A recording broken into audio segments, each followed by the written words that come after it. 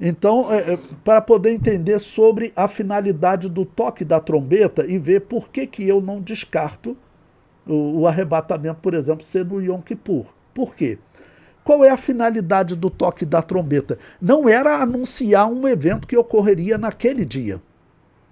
O toque da trombeta, você pode pegar lá no meu livro, 2000 anos da morte de Jesus, eu falo, o toque da trombeta, ele tem a finalidade de anunciar, faltam 10 dias para o dia do perdão. Essa é a finalidade do toque da trombeta, entendeu?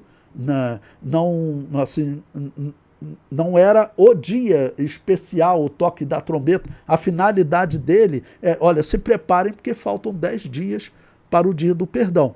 Então, não é impossível que o apóstolo Paulo também tenha dito, seguindo esse pensamento, como eu sempre digo, com certeza absoluta, ele era especialista no assunto, né, que ele tenha pensado no seguinte, né, a trombeta soará. E qual é a finalidade da trombeta? Anunciando, olha, faltam 10 dias para o perdão, faltam 10 dias para o dia do perdão.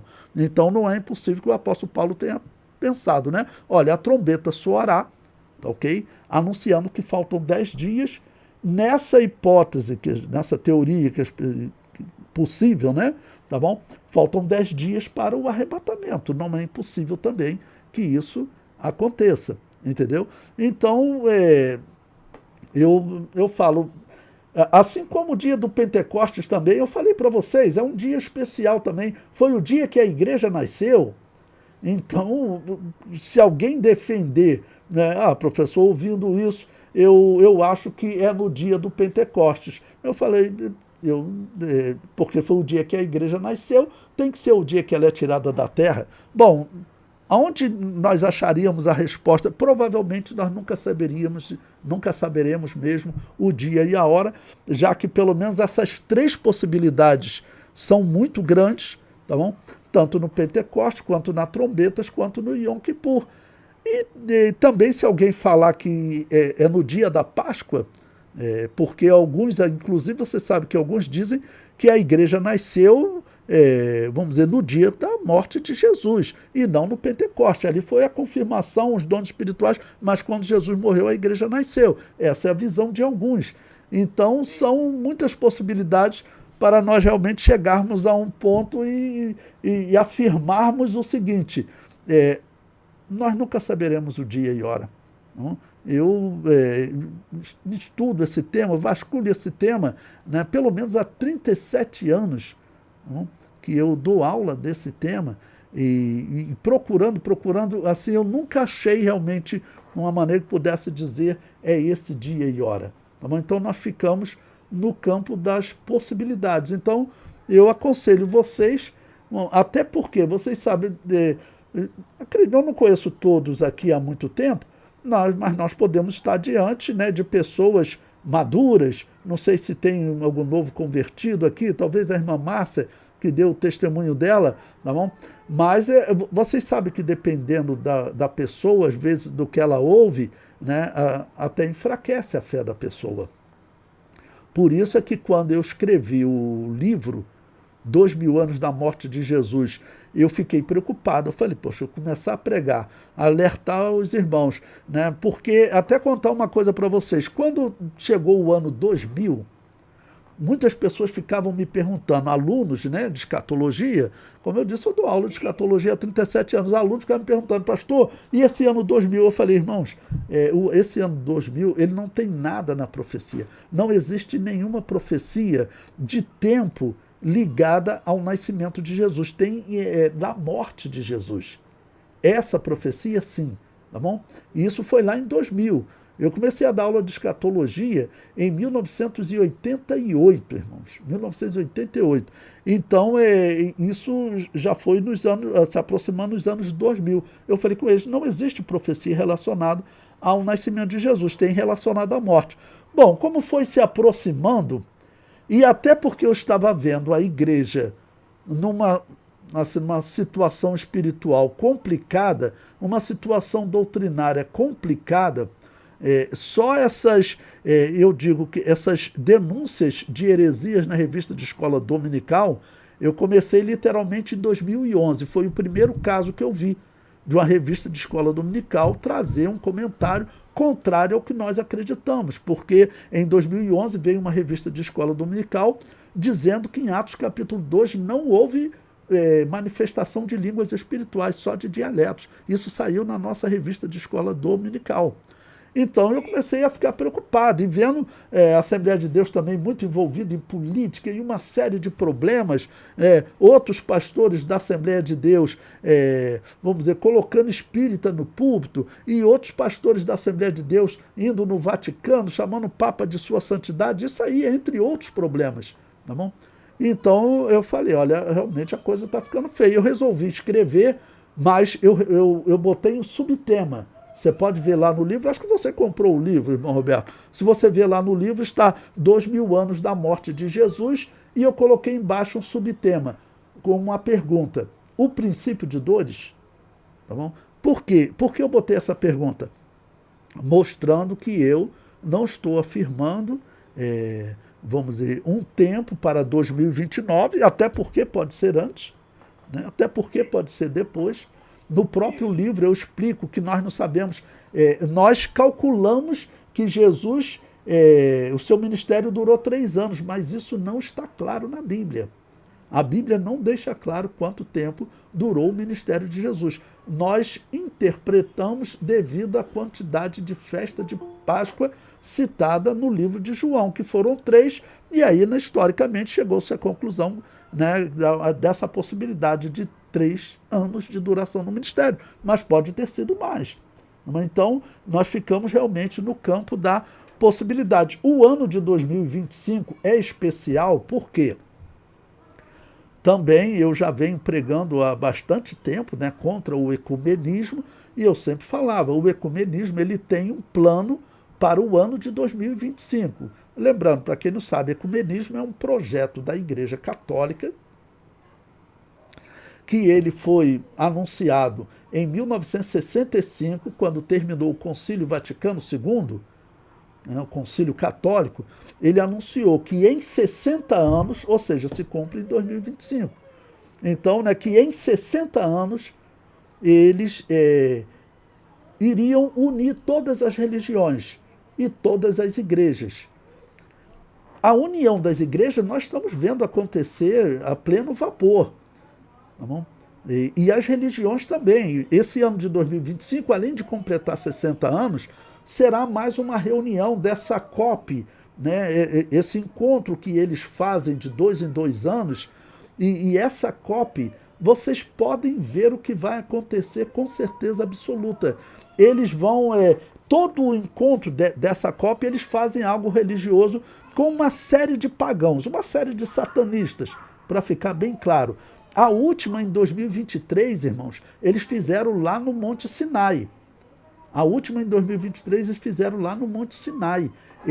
Helicópteros levaram eles fizeram uma cerimônia lá no Monte Sinai, e nessa cerimônia, eles eram um culto de pedido de perdão à natureza. Irmãos, quem é a natureza? A natureza é Baal. O culto a Baal era o culto à natureza. E não era só Baal, não. Também, por exemplo, entre os celtas, entre os romanos, havia um culto à natureza, o culto à mãe terra, o culto à deusa mãe. Era o culto mais concorrido de Roma, que era o culto de Diana, dos Efésios. Então, ali foi, na verdade, a religião de Baal, um momento da religião de Baal. Agora vai ter outra aqui no Brasil. Se vocês ainda não observaram, pesquise na internet uma coisa que está acontecendo no Brasil que eles chamam de turismo ecológico, turismo cultural, mas é um turismo para experimentar a religião dos nativos aqui do Brasil, que é espiritismo, que é a religião de Baal. A religião dos nativos do Brasil é concentrada em quê? No culto aos mortos, na invocação aos mortos. Essa é a religião de Baal. A Igreja Católica com certeza vai estar lá. E vocês podem ter certeza, eu não vi a programação ainda, mas toda reunião dessa ecologia, essa COP deles, ela acontece sempre envolvendo satanismo. E se você for procurar também, olha, o mundo esse ano ele teve um esfriamento. Eles vão fazer uma Copa, falar sobre superaquecimento, mas na verdade pode ver, esse ano ocorreu um esfriamento da temperatura da Terra. Porque tem especialistas que dizem, o maior especialista do Brasil, ele é professor da USP, é só você botar, professor da USP diz que mudança climática é lenda. Ele diz, olha, não tem mudança climática nenhuma no planeta Terra. Tudo que você vê acontecer, aconteceu há 50 anos, há 60 anos. Essa é a maior prova. Por exemplo, essa enchente, como a do Rio Grande do Sul, diz que não acontecia, acho que há 60 anos que não acontecia uma enchente daquela. E a tendência é realmente acontecer uma enchente até maior.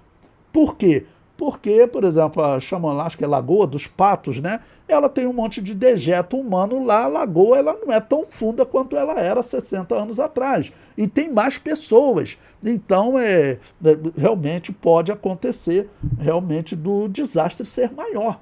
Tá bom? Mas eles falaram, há 60 anos não acontecia. Para completar esse ano, o clima dá uma esfriada no planeta Terra. Então, onde está o superaquecimento?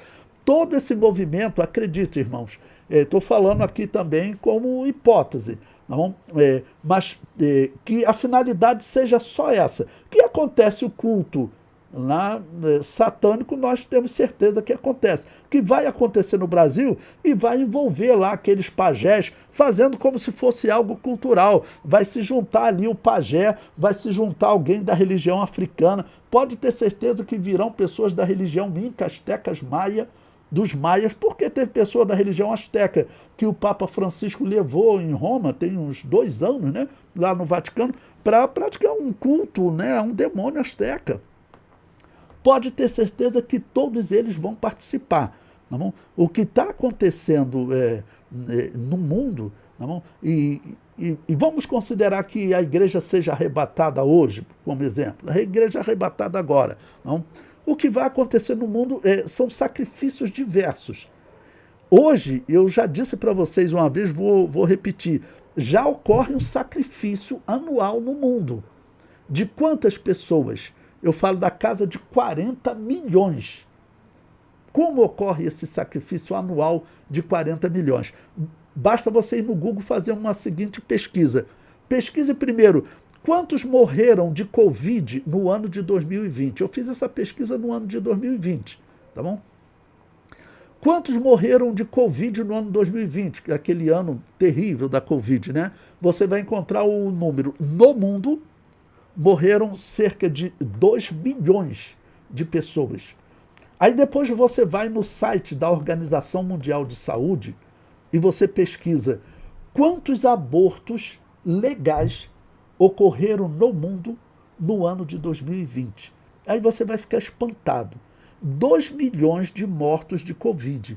O número de abortos, segundo a Organização Mundial de Saúde, 40 milhões. 2 milhões de mortos na Covid no mundo e 40 milhões de abortos no mundo, abortos legais. E quando você vai no site da Organização Mundial de Saúde, ou o PT no Brasil, ou a esquerda nos Estados Unidos, como eles estavam fazendo, né? Aquele presidente anterior, em várias partes do mundo, na Europa, eles falam o seguinte, nós temos que melhorar esse número de abortos. E sabe o que significa melhorar esse número de abortos? Significa aumentar. Então, já está ocorrendo um grande sacrifício no mundo. Isso é tudo sacrifício a Moloque, tá bom? E, na verdade, iniciando a grande tribulação, vamos considerar que a igreja é arrebatada agora. Você pode ter certeza, nessa COP30 aí, e em todas as partes do mundo, os satanistas estarão fazendo sacrifícios, ou de crianças, ou de pessoas, exatamente com que finalidade? Da operação dos demônios durante a grande tribulação, para que eles enganem o máximo de pessoas, porque, vamos dizer, para os demônios, por que a grande tribulação é boa para eles? Porque, se for contar pela profecia, vocês sabem quantas pessoas entrarão no inferno durante a grande tribulação? Já pensaram nisso? Segundo a profecia do Apocalipse, nós veremos isso ponto a ponto. Fiquem tranquilos, nós estamos num momento de diálogo aqui agora, mas nós veremos isso ponto a ponto. Mas segundo o Apocalipse, simplificando, ele diz que metade da população da Terra morre. Então, de 8 bilhões, você pode contar aí 4 bilhões de mortos. Você sabe o que é isso? 4 bilhões de mortos não vai ter como sepultar as pessoas. Não vai ter como sepultar as pessoas, com certeza. Teve épocas aí na história que diz que tiveram que jogar corpos nos rios, né? Ou então jogar nos mares, não, porque 4 bilhões de pessoas mortas durante a Grande Tribulação.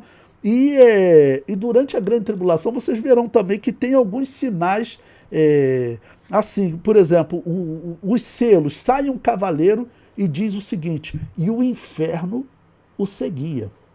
O que significa isso? Eu vou até ler esse texto para vocês. Eu já vi que a irmã Nelly levantou a mão, já vou dar oportunidade, irmã Nelly, tá bom? Mas só para nós lermos esse versículo, tá bom?